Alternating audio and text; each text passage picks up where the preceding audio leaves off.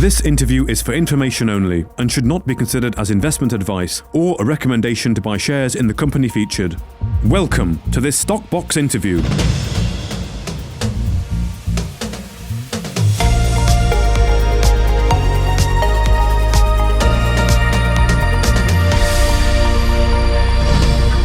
Hello, welcome to StockBox. So Tertiary Minerals plc is a UK-based exploration and development company focused on discovering and advancing valuable mineral projects. Now, we've not had them on StockBox before, so let me tell you a little bit about them. The company primarily targets industrial and precious metals, including silver, copper, zinc, and cobalt. Projects in strategic locations such as Zambia, Scandinavia, and the USA. Now, their recent discoveries, like the Mushima North silver copper project in Zambia, showcase the company's focus on unlocking new opportunities in resource-rich regions. Now, I'm joined by Patrick Cheetham, the Executive Chairman of Tertiary Minerals today. Hi, Patrick. Very warm welcome to StockBox. Thank you. Thanks for the opportunity, Pam. Oh, it's great to have you with us, Patrick, because I know it's the first time you're on as Tertiary Minerals. So great to have you with us. I've got a few questions for you today, Patrick. Of course, that's what we love to do here. Why have you decided to focus on Zambia? So I guess anyone who is looking at copper as we are has to look at Zambia, or at least consider it.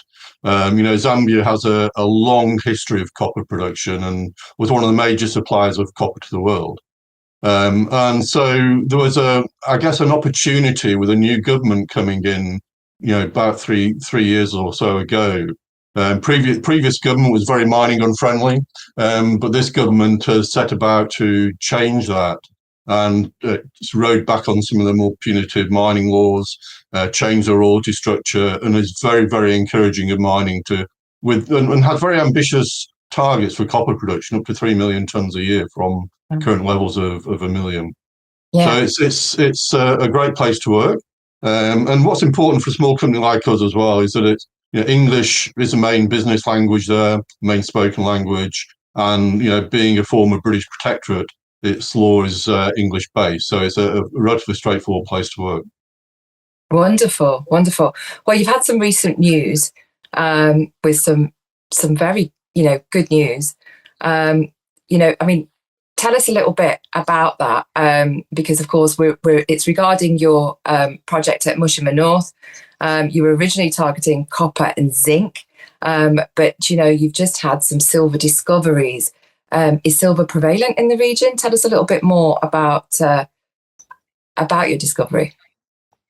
Okay, so the first piece of work that we did on this was actually soil sampling. So it's been a fairly grassroots sort of discovery. So we've gone from soil sampling to drilling at the back end of last year.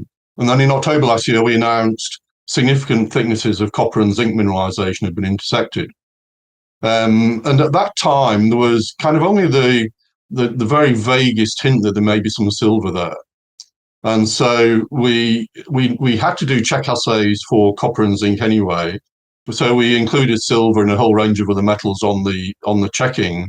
And lo and behold, we found some very wide intervals of very interesting grade silver in the same drill holes. Now silver is not that common in Zambia. There are a couple of examples within the overall Zambian DRC copper belt where silver is found, but this is really very exciting. It is indeed. It is indeed. I mean, the grades that you've intersected are highly encouraging.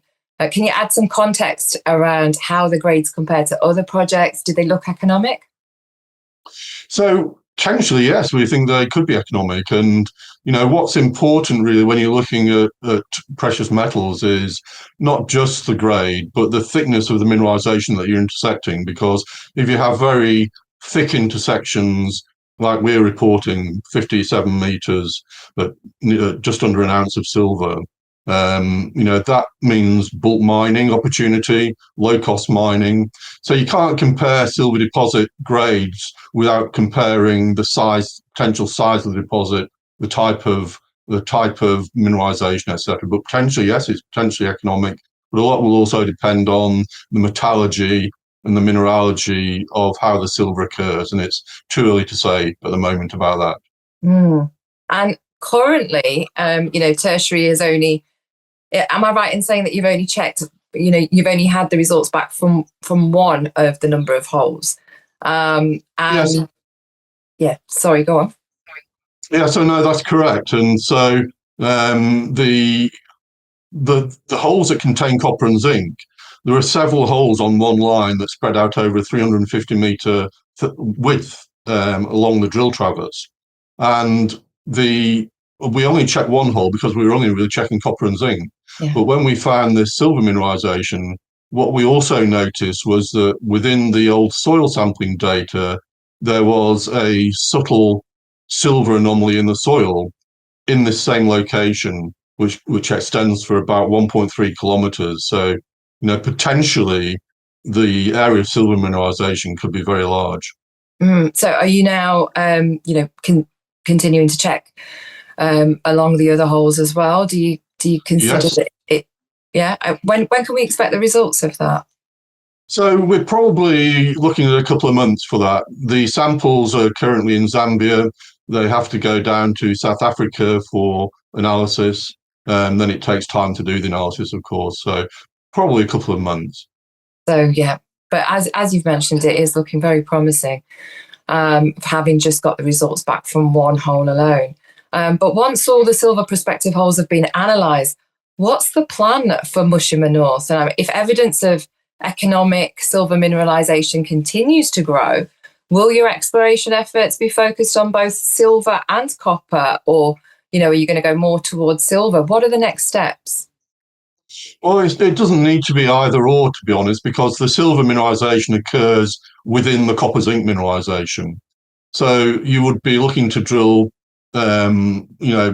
basically the zone which contains copper and zinc and silver. Probably the silver is a more discrete zone within the copper zinc. But by testing one, you'll test the other. So a lot of the holes that were drilled and which we reported ended in mineralization. Certainly on that line, the majority of holes ended in mineralization, and some of the highest grades towards the bottom of the hole. So the mineralization has really not been tested at this stage. So, in the words of our new US President, Donald Trump, it's drill, baby, drill. That's what we have to do. So, we will be going back and drilling more holes, drilling deeper, and really trying to scope out the size and grade of the system. Yes. What timelines are you looking for? What timelines are we looking at here for further exploration and reporting? Yeah, so at the moment we're in the wet season in Zambia. So it's when you're working in new areas like this, which are kind of quite some distance from the tarmac, then you have to sort of work within the dry season. So that's kind of May, starting roughly around May this year, when things will be starting to dry out.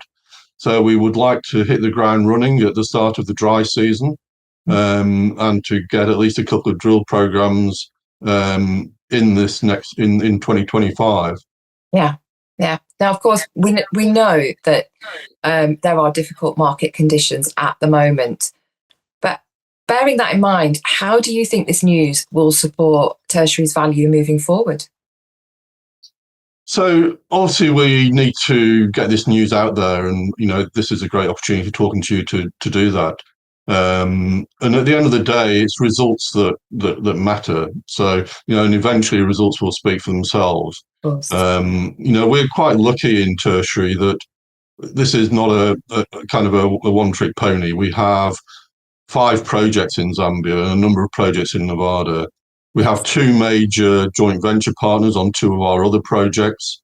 That's First Quantum Minerals, a major copper producer in Zambia, Cobalt Metals, which is a superbly funded private company. And both of those companies have been drilling on our projects in 2024, continuing to drill in 2025.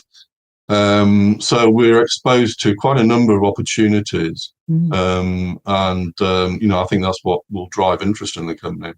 Yes, indeed. Well, Patrick, we're looking forward to following your story here on StockBox. As I mentioned, it's the first time as Tertiary you have been on StockBox, but no doubt we'll be, exploring a lot more in terms of what the company does, and of course, continuing to highlight your news. But thank you so much for coming on and speaking to us today about your recent news, and we wish you all the best. All right, thank you. We'll look forward to coming back and telling you more news in future. If you enjoyed this interview, then give us a thumbs up, a like or a retweet. Subscribe to us on YouTube or follow us on Twitter, and hit that notification bell to be the first to know when we release new content. There's loads of great content on our website too, across all our programs at stockboxmedia.com.